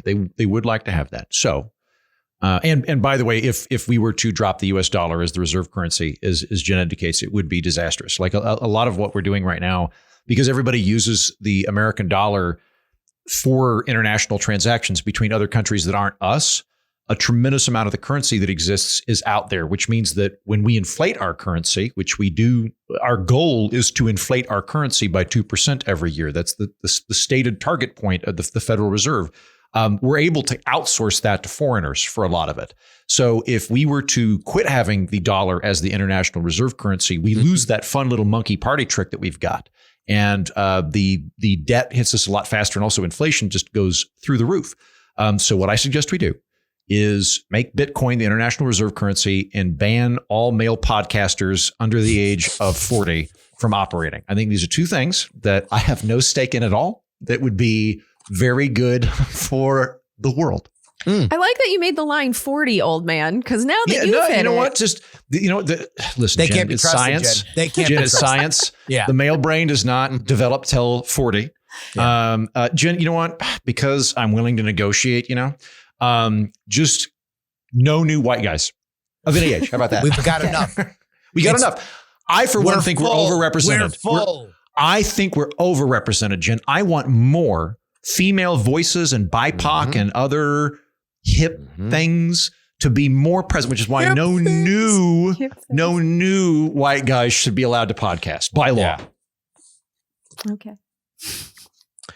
We're not wrongpod at gmail.com is where you send us an email. We're not wrongpod at gmail.com. Where there's a will, there's a way, writes. While I adore the standard format, I look forward to the week that none of the normal crew can make it, and Will needs to fill in for all 3 slots with the help of a voice modulator. Nice. I do think Will did. I feel like he was more comfortable this time screwing around with us, which was fun. Yeah. Although he set a trend, he didn't stop Andrew from eating, and so Andrew was eating at the beginning of this show as well. That's so the deal. we've You give Heaton an edge. He takes a mile. Next week I'm gonna be Jeffrey Tubening all over the place. It's just a matter of time. Just a hand on the grip. Prepper writes, I know Heaton is a bit of a prepper, as discussed in his episode about nuclear war. But as for the rest of the hosts, I'm curious if you are preppers in some capacity, whether it's for shortages, power grid failure, civil unrest, natural disasters, etc. Jen, you start. So I always have a first aid kit with me. When I'm playing sports, I have one with me, like out in the world, but just like in my home is where it usually lives. I always have a couple bottles of like big jugs of water in case of, I don't know, whatever cuts off my water. And I always have peanut butter because I know that you can kind of subsist off of a giant jar of peanut butter for a while and not have to go out and like fight the zombies for your sustenance. So that's as much of a prepper as I am. I'm a soft-handed dilettante who has always relied on the kindness of strangers. If the apocalypse happened, I would be putting my family in tremendous danger. I don't know. I actually might have some kind of prepper instincts, but I'm just a foppish dandy, man. I just try to ply my trade by dancing and singing, and hopefully the nobles will flip a coin and I'll be able to subsist for one more day. So basically, you're a goner. Oh, fucking done. Yeah, over. Toast. And then the scamp man. I'm sure. Do you have prepper stuff in your house outside of your fuck bus? Oh, apparently this emailer said he found you, Heaton, because your nuclear war episode is being passed around the prepper community. Great. Yeah. Yeah. Oh, awesome. Fuck. I should have God, if I just wanted to make a really good episode, I think it was, I should have figured out how to monetize that. I've had like a Amazon affiliates thing for like prepper stuff you could buy. That's what I should have done. You still should have. I've got a bit. Yeah. So I reiterate my position. I'm wildly optimistic about the future of humanity. I think that my grandkids are going to have a better life than I have right now. I think they will look back at the period we're living in and be like, oh, wow, that's ridiculous. Glad we're not having to deal with that. So I'm a congenital optimist. I'm Optimist Prime moving forward. That being said, I am prepared for bad things to happen. I should say two big things that I am are low probability but high impact would be like nuclear war. It's low probability, but man, if it happens, I was a little spooked last week when Pakistan and India were saber rattling, because that was like, oh, this escalates. That could be a thing. By the way, real quick on the India-Pakistan thing, for all of that, and I think well-deserved conversation that we have had about the rights of immigrants, even illegal immigrants, to the American system, when that terrorist attack happened in Kashmir, India's decision was all Pakistanis out. Like, not even if you were visiting, just you live here and you're Pakistani, you are all leaving. So it's like when we talk about saber rattling, that was the level that it was at. There's also, I have significant problems with what the Trump administration is doing in immigration to this country. All of that being said, I don't think people understand how frequently racist other countries are. Like even like cuddly European countries, like the amount of conversations I've had, they're like, yeah, here in Germany, we like everyone. We don't think anyone is unwelcome except for Turkish people. We have too many Turkish people. There's always it's always, no, we're not racist except for the fucking Algerians, of course. Yeah. They're feral animals. When I started hanging out in Britain, like I would just be talking to people like we're talking about Jurassic Park and someone's like, Jeff Goldblum, he's Jewish. You're like, yeah, I guess I haven't even thought about it till this point in my life. Yeah, I guess why did you want to bring that up there, Cedric? In terms of the prepper shit, this is my position. If you're at the point where you have life insurance or you have home insurance, if you're at that point economically, makes sense to me that you be able to take care of yourself for a month. So I like on my end, I've got a water filtration kit and I've got a bucket of freeze-dried food. I did buy 2 more buckets when the India-Pakistan thing was going on. I think I'm now good for 2-3 months. And I have an extra bag of dog food. You have buckets of... Easiest way to get You win the prepper wars out of the 3 of us, for sure. I'm going to, from this point on with the emails, admit something. I didn't listen to last week's show. So I have no idea what any of these are about. So I'm going to rely on you guys to know what is happening. The night is dark and full of terrors, writes. Light therapy works in 50 to 60% of persons with seasonal affective disorder. It's recommended to use medication plus light therapy as first choices for those with the disorder, but a good portion respond to light therapy alone. There are two types, bright light and dawn simulation. Nope. Okay. I'm just never going to live somewhere where that's necessary. But thanks for writing in. I'm just going to sunbird my whole life. So this was a Jen thing? I don't okay. No, remember. I think this actually goes back a couple of weeks, Justin, to where we were talking about circadian rhythms and whatnot. Like trying to trick my brain into waking me up at 6 so I can fucking jog and do my taxes like you people. Oh shit! I might have fucked up and done an email about an email. All right. Oh, Real ID bad. writes, can confirm a work visa is sufficient to get a real ID. So you if you have a work permit, you can get a real ID. I mean, that makes sense because don't you have to prove citizenship or you have to be allowed to be here to get the work visa. So yeah, that checks out. On the Pope, papal is pronounced papal, writes. Thank you. As a former part-time employee of the Archdiocese of New York's Planning and Demographics Department, Jen is a baptized Catholic and in the eyes of the church will always be a member of the church for eternity. Sorry, Jen, you can't get away from being a Catholic. I know. That's why when I say I'm a Catholic, even though I'm like not into it, it's like, yeah. Can you be an atheist Catholic? Yeah. You can believe whatever the hell you want. Can you be an atheist Catholic? Yeah, I think it's kind of like, like if you came out of a Jewish vagina, you're Jewish. Yeah. It doesn't matter what you do for the rest of your life. You are always going to be Jewish. I was all actually of my Jewish friends are confirmed Catholic, so they just like really like branded me like what a cow. if Jen goes to hell for making fun of Mormons? Then is she Catholic? Like if you're in hell, I think like do they take the number one thing that happens with Catholics? You're so many goddamn rules, you're never going to go to heaven. Yeah. Well, it's very like doom and gloom. It was very traumatizing to me as a child. But just for the record, I didn't say anything about Mormons. At least not on the air. You know what? So I had a conversation with a friend of mine in Austin a couple of years ago because she's a lapsed Catholic. She was really into it. She came to Austin by means of some kind of Catholic Charities outfit that she was working at full time. So she was very much into it. A lovely person. And she would talk about Catholic guilt. And I would be like, I don't understand how is that different? And like the way she explained it to me, which made a lot of sense, was like, you were raised Protestant, correct? And I'm like, yeah. And she's like, well, what was your relationship like with doing something, like if you did a bad thing? And I was like, I didn't do bad things, but I might change my position on it and then I would do it. So like, I just didn't drink until I was like, you know what, this is bullshit, I'm going to drink. But I didn't like drink and feel guilty. I just didn't do it. And then I went, this is stupid, I'm going to do it. Same with sex, stuff like that, right? And she's like, for us Catholics, the way it works is you can do whatever you want, but it's like an elastic band. And the further you go, the more guilt you have to experience to pay for it. So rather than having like on-off switches, you just guilt for all that stuff. And I went, oh, that's a very interesting way of living. Yeah. The message drilled into me as a child was, you are bad. You were born bad. There's nothing you can do. You're bad. You have to tell us all your secrets or else you're going to be bad and you're going to hell. And so here I was trying to be good, being told, oh, you're just bad. Like you're just a bad baddie. And that amount of guilt was very, very bad for me. So a member of the clergy writes, where American politics is concerned, it is true. Leo has criticized Trump and Vance in the past. However, we need to keep in mind that most U.S. bishops have criticized Trump over the years concerning immigration. Even the cardinals that really like Trump, like Cardinal Dolan, are on the record criticizing him for one issue or another. Especially since Leo was active in Hispanic circles. It makes sense he didn't see eye to eye on the issue. Pope Leo has been known to criticize other U.S. politicians who support abortion rights and promote gay marriage, however. Again, popes don't fit neatly into the American political spectrum. It remains to be seen how Pope Leo will interact with Trump on other issues. That's fair. This is something that I get irritated about this when we talk about the judiciary.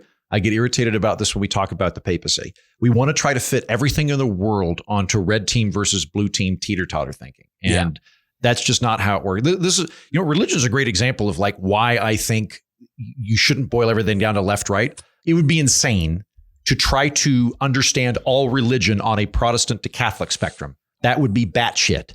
If someone's like, I'm Episcopal, and I'm like, oh, well, you're like center Catholic. Okay, I follow you so far. I'm Jewish.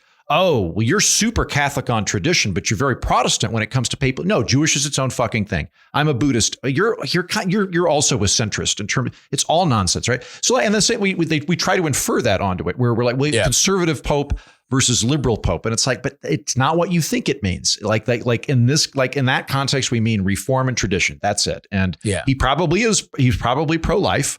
He's probably However nice he is to gay people, I bet you he doesn't think it's a valid sacrament and is not going to be performing any gay weddings. And it's a different phenomenon. Not everything's on the same goddamn left-right spectrum. Well, and I bet they don't love J.D. Vance, the Pope killer.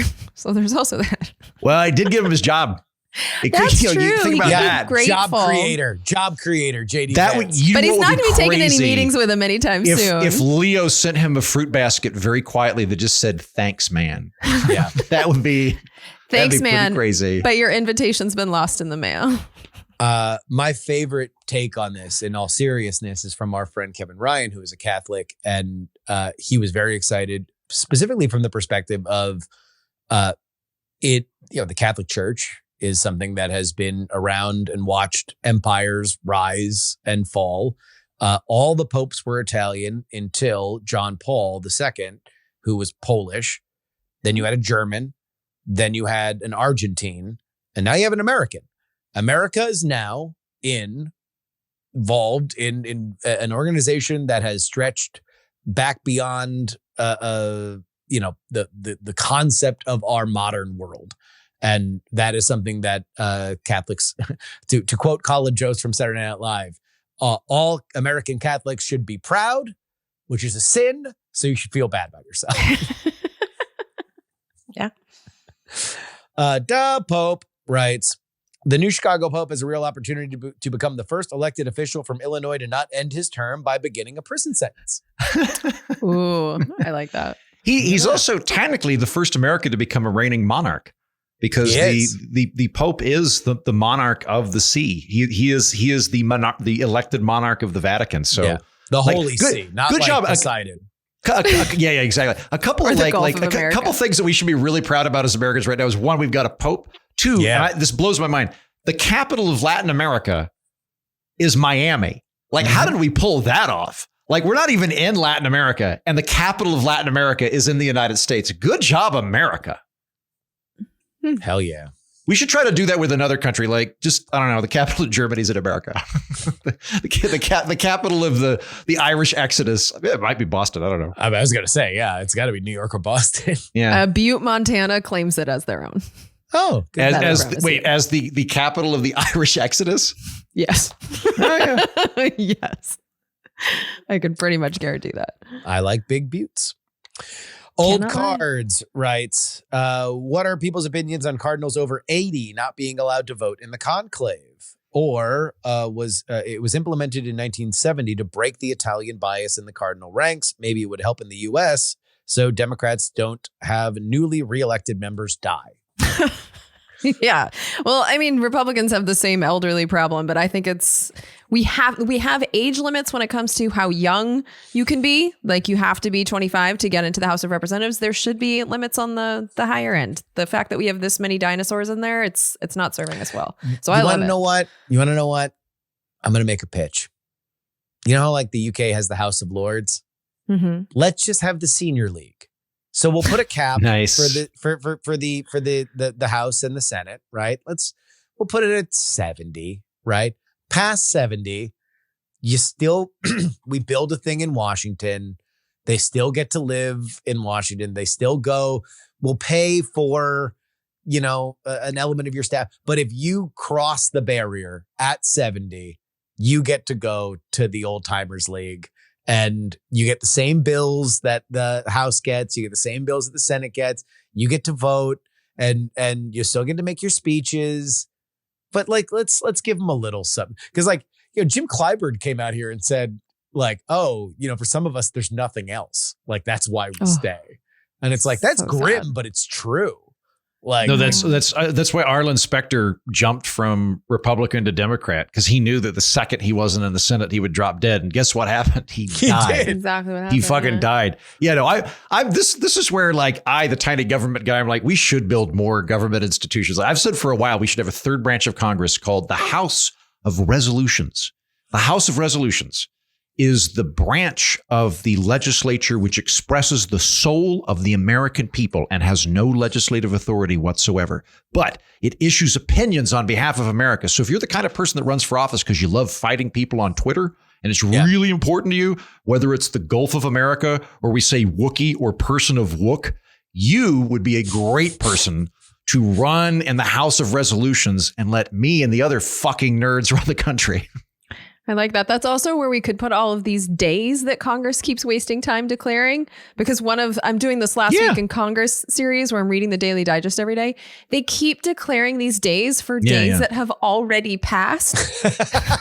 It doesn't make any sense. Like if it's for raising awareness, how do you do that for a day that no longer exists? They did a whole International Woolery Day and stuff like that. They did. I want to say it's like Community College Month.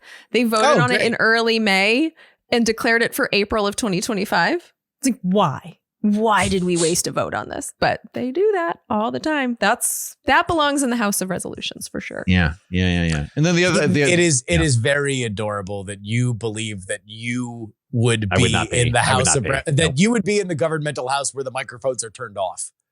Yeah, I would not be in any of these houses, by the way. I realize like there's no you would world. You would be in the resolution house. You are an attention whore. You would love it. You would write your funny little monologue and you would go out there and I'd be great at that. If it was just me doing like my own little Colbert routine, still pretty good suggestion. Still, this sounds even better. So all the fucking gas bags leave and I get to have my own C-SPAN show on a weekly basis where I come out and do my monologue. All the better. You're welcome, America. All right. We're Not Wrong is a production of Dog and Pony Show Audio. Our editor and sometimes host is Will Saddleberg. On PX3 this week, I talk more about the Qatari plane, including some fun facts, including, guys, would you like to take a guess as to how much Qatar has spent on weapons alone in the last 10 years, dating back to 2016, so a little less than 10 years. How much money do you think they have spent on weapons with the United States? Zero. 15 billion. $26 billion. That's pretty off. That's pretty off. Qatar, which means that I knew it was going to be really tiny or really big. Is why I went zero. By the way, so you went with zero. Well, you were trying to Price is Right us. Well, maybe they were just giving it to us. Maybe it was like we're just giving them guns and we should be charging them. I don't know where he's going to go. We do fucking do that with a lot of countries. Yeah.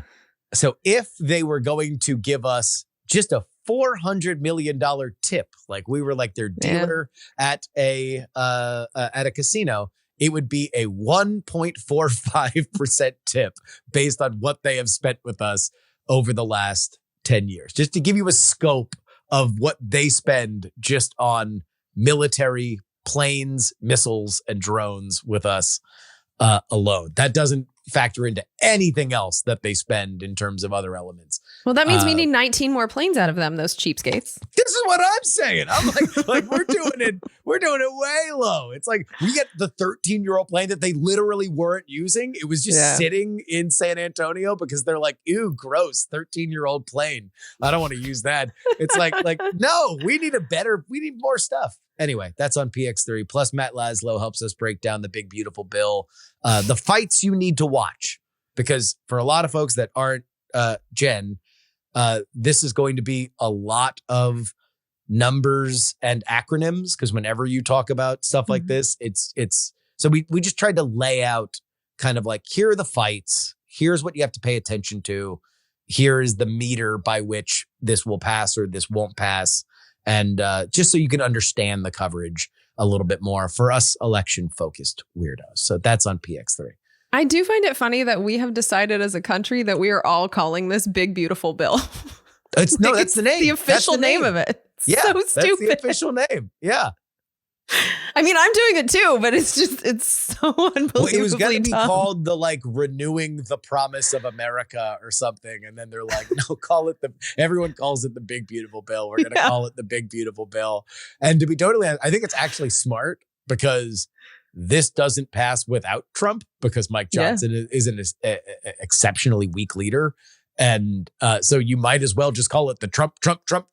Your only hope for reelection is Trump bill. But even some of the Trumpy people, like Ron Johnson, senator, he's saying he won't vote for it because it increases the deficit. So it's like even in the big beautiful bill has some big problems. Wait, there are Republicans that would vote against it on deficit grounds? Yeah. We'll see if they actually do it. But I mean, my shock with this is that normally when a bill like this comes out, you see a lot of that. You see a lot of people saying, absolutely not. In no way will I ever sign this, blah, blah, blah, blah, blah, because you have to start your negotiating. Yeah. Absolutely hell no. And then you get whatever you want on the other side. The only people that are really standing up and screaming and stomping their feet are the SALT caucus, which is the state and local tax deduction people. Them.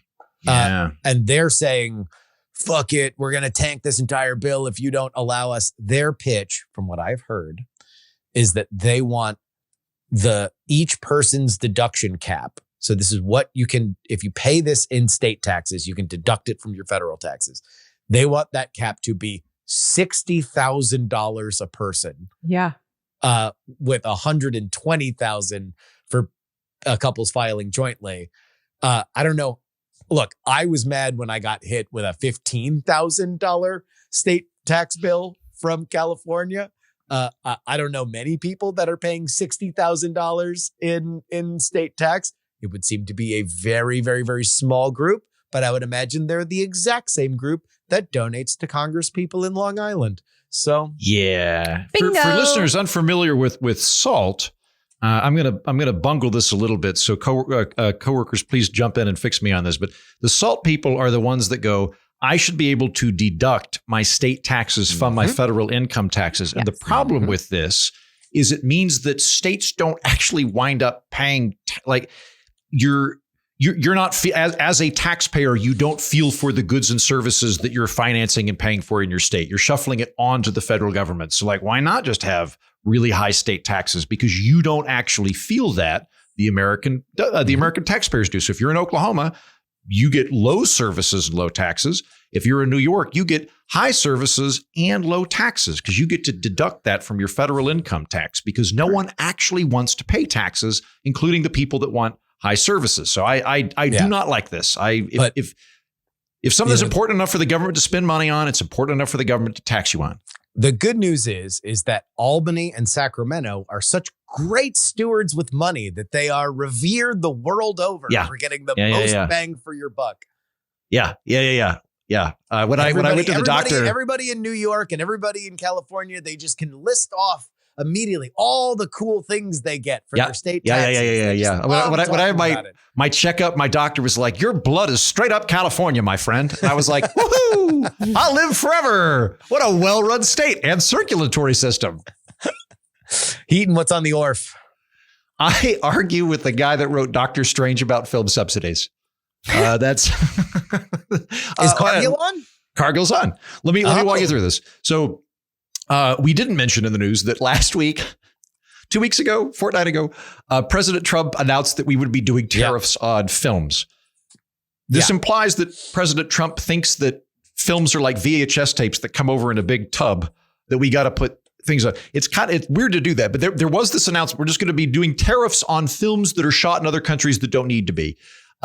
John Voight, who is the official ambassador to Hollywood of the White House, along with Mel Gibson, put out his encyclical because everybody figured out very quickly that not only does the president explicitly not have the power to put tariffs on information, which Congress by statutory law has clarified the president can't do, but even if he could, it's like, what? It doesn't make any sense functionally.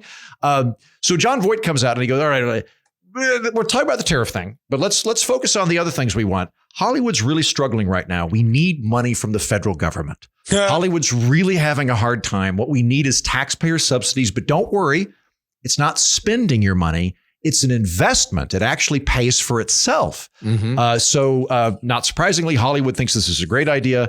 I do not. I am very much opposed to this. Cargill's a great guy, by the way. He is a very successful screenwriter. He lives in Austin. He works part-time in California. He's a friend of Justin and Brian Brushwood for some time. I've wanted to meet him for a very long time. He's a sweet, intelligent man. We have a good conversation about this because I am highly skeptical and so far utterly unbudged on film subsidies and particularly increasing film subsidies for Hollywood. Cargill makes his case and does so in a cogent, articulate manner. So that's what's going on the political orphanage. You know what? One state that should have film subsidies? Utah? California. The place where all the movie makers live. Yeah. If only they had money in their state budget. How could they afford it? Money. Yeah, I don't know. Do you happen to know what if they're the fifth largest economy in the world? Has that ever been said? Is anybody? We'll have to look that one up. Yeah, Jen, look that up. Was there an ambassador to Hollywood before Trump, or is this a No. Trumpy thing? Okay, No. so that's not real. Also, yeah, I don't like. I think I don't even know if he's legally an ambassador. There are. I should stress it. He's there not are confirmed. I can tell you that. There are a lot of truly bullshit ambassador positions floating around. Like when we think of ambassador, we think of ambassador to France, which you're confirmed by the Senate on, right? There is a long and august history in our country and other countries to make up bullshit titles to give to people as an attaboy, many of which do not require Senate confirmation hearings. So there's this came up with Hunter Biden a couple of years ago, where like one of the people that bought his painting is like ambassador to Jewish American heritage in Europe or something like that. It's unpaid. Yeah. She doesn't get a stipend for it, but she gets a feudal title, which is what Americans want. And so you have a bunch of like, I'm going to call them fake ambassadorships. You also have like quasi fake ambassadorships. These are like when the United Nations goes, you're an ambassador to global hunger. And like, he's like, what? Like you're not like going to their embassy. Like global hunger doesn't have a country, but you're like, well, but you're our spokesperson for this. So there are like spokespeople that we call ambassadors, and they get to claim to be an ambassador for the rest of their life and have a feudal title. By the way, this is what attorneys did in our country. It's why we have to call them Esquire. Like if you go to Britain, Esquire is just the suffix for Mr. I am Andrew Heaton Esquire when I'm in the United Kingdom, or I'm Mr. Andrew Heaton. And lawyers about 40 years ago went, well, we want to get to have a feudal title. So they just unilaterally went, we're all Esquire now. And we all pretended it was a fucking thing. Not me. I hold strong. I'm still Andrew Heaton Esquire. And the Yankee Doodle Panther. Panther. That's the real title. Mm. Okay, Jen, congressional dish. dish. I watched a hearing about the helicopter crash that killed, those people on the plane in January outside of DCA. There's a preliminary report from the National Transportation Safety Board. And so there were 2 hearings about it. And I learned some things. And so we're working on putting that together now. It should be out this weekend. It's not the final investigation, but I learned enough to where like there's actionable. I think we know what happened. Right. I read. I don't know if that's. I think it was the Wall Street Journal that wrote about the report, but it seemed pretty clear that the helicopter pilot was ignoring the warnings. See, not necessarily. There's some. Well, they'll have to listen. Yeah, that's what I'm saying. There were tech issues that I was unaware of. There was a lot of talk about the air traffic control. In fact, back when I did that episode right after the crash, I was under the impression that they were short-staffed that night in air traffic control. That's not exactly what happened. So it's, I learned a lot of things that changed some of the details that I think are considered common knowledge. And then I learned some things that are deeply disturbing, not only in DC, basically with the interaction between our military planes and our commercial planes. Like we need to know this stuff and we need to contact Congress. And so that'll be out this weekend. Good. Well, it was good being with you guys again. I missed you terribly. I missed you. Yeah. Good to have you back. We talked only a little bit of shit on you last week. Well, now I have to. All listen. in good fun. No, The thing we went with was that you were in the conclave. That's what we settled on. Oh, that's good. Yeah. What my plan? Robbie Suave asked me to sit in for him on Rising sometime, although they've not reached out to me. And my plan is to come on and be like, "Hi, I'm filling in with Robbie Suave. He's gone for very legal reasons. They're not suspicious."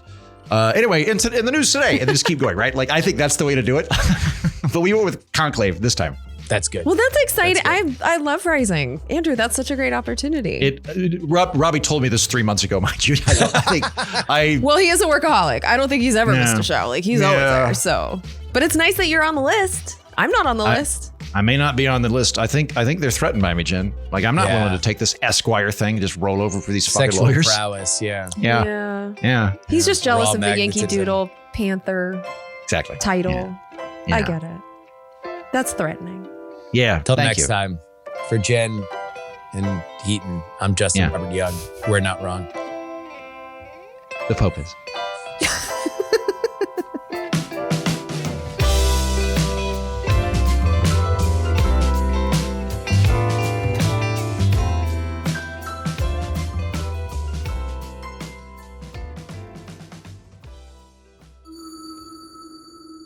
Dog and Pony Show audio.